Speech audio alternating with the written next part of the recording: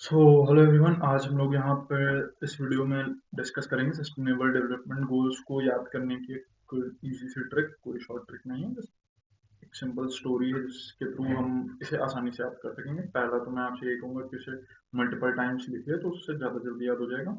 और बाकी आपकी लर्निंग को एड करने के लिए एक ये छोटी सी कहानी आपको थोड़ा ज़्यादा जल्दी आसानी से याद करवाने में बहुत हेल्पफुल होगी। तो जैसे कि सबसे पहले हम इमेजिन करते हैं कि एक पुअर फैमिली है, उनके पास पैसा आया। तो जैसे उनके पास पैसा आया तो उनकी पॉवर्टी खत्म हो जाएगी, ठीक है। जैसे हम किसी भी गरीब भिखारी को देखते हैं तो अगर वो हमसे क्या ही मांगेगा, सबसे पहले पैसा। अगर हम पैसा नहीं देते तो वो कहेगा कि भैया तुम हमको कुछ खिला दो। तो पॉवर्टी खत्म हुई, इसके बाद कोई भी भिखारी या कोई गरीब आदमी है, यहाँ मैं किसी भी विशेष समुदाय को आहत नहीं करना चाहता हूँ, लेकिन अगर जैसे भिखारी है तो हम उसको खाना देंगे तो हम उसका पेट भरा। So we are at zero hunger. फिर उसके बाद जब हमारे शरीर में कुछ खाना पीना गया, शरीर में कुछ न्यूट्रिशंस गए, हंगर खत्म हुआ, जो भी शरीर की चोट होंगी, दुख दर्द होंगे, काफी हद तक भर जाएंगे। तो गुड हेल्थ एंड वेलबींग। जब हमारा पेट भरा है, जब हम पावर्टी लाइन के ऊपर आ गए, हमारा पेट भरा है, हमारी हेल्थ ठीक है, so our next goal would be as a family. अगर फैमिली को हमने इमेजिन किया तो हम हमारा नेक्स्ट टारगेट होगा क्वालिटी एजुकेशन।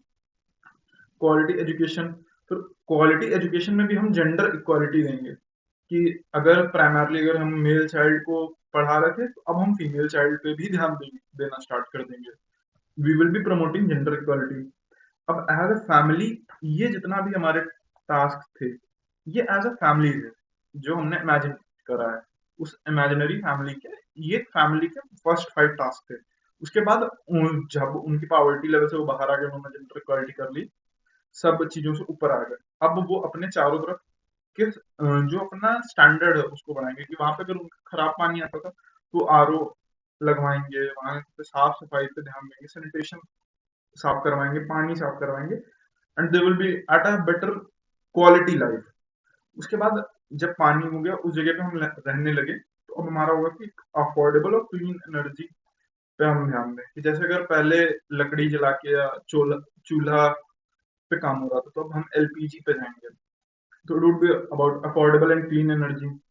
फिर अब जब हमारा कैटर बढ़ गया है, हम पॉवर्टी लाइन के ऊपर आ गए, तो हम किसी जॉब से ऊपर आए, वो शायद थोड़ी सी लोअर क्लास जॉब थी। अब हमारा टारगेट होगा कि हम decent work and economic growth पे ध्यान दें अपनी, कि हम थोड़े और अच्छे काम पे जाएं जहाँ पे थोड़ा सा बेटर रिस्पेक्ट हो उस एनवायरमेंट में हमारी, और वहां पे हमारी इकोनॉमिक ग्रोथ भी हो। इतनी हो गई एज अ फैमिली। और ये एक तरीके से हमारा हो गया, हम जो समाज को दिखा रहे हैं। इसके बाद ये फैमिली, और फैमिली के लिए उनकी सराउंडिंग, आस पड़ोस के लिए हमने उतना ये आस पड़ोस टाइप में आ गया। It's just imaginary story. इसके बाद हम हमारा उस एरिया को लेके गोल होगा कि हम इंडस्ट्री बढ़ाएंगे, इंडस्ट्रियलाइजेशन बढ़ेगा, इनोवेशन और इंफ्रास्ट्रक्चर बेटर करेंगे, कि वहां पे फैक्ट्रियां डालेंगे, वहां बिजनेसेस डालेंगे और चीजें बढ़ाएंगे। जब ये किया तो वहाँ प्राइमरली, जैसे कि जनरली देखा जाता है, मेल वहां पे ज्यादा अपॉइंट होता है। उसके बाद हमारा टारगेट होगा कि इस जगह पे जेंडर इनइक्वालिटी को रिड्यूस करें। इनइक्वालिटी हम रिड्यूस करेंगे, जेंडर इनइक्वालिटी हो गया, वेजेस इनइक्वालिटी हो गया उसको।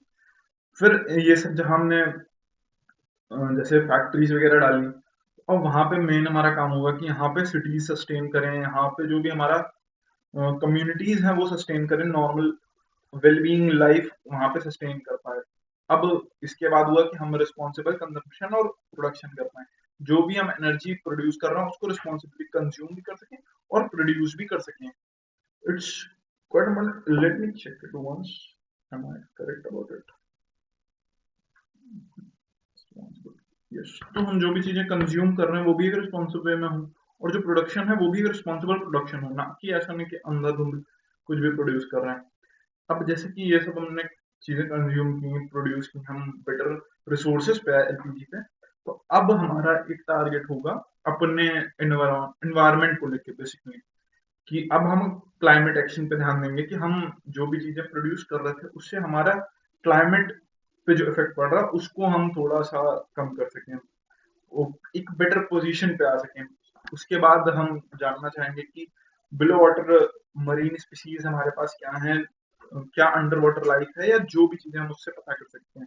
उसके बाद जो भी कुछ हम जमीन पे लाइफ के बारे में पता कर सकते हैं, जैसे कि अगर जनरली हम सोचेंगे तो हम पहले दिमाग में आएगा कि क्यों ना पहले जमीन की पता करें फिर पानी की।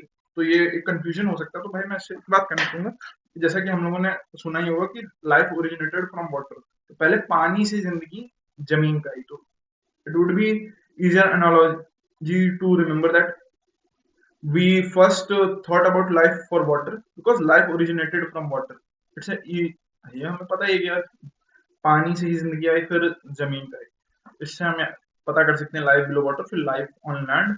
इसके बाद एक वास्ट लेवल पे है कि peace and justice and strong institution, बाकी लोगों के साथ जस्टिस कर, बाकी कंट्रियों में एक जस्टिस और बाकी कंट्रियों के साथ पीस और अच्छे इंस्टीट्यूशन बनाना, एक पीसफुल एनवायरनमेंट अपनी ही एक कंट्री इंटरनेशनल लेवल पे बड़े लेवल पे हमें देखना है।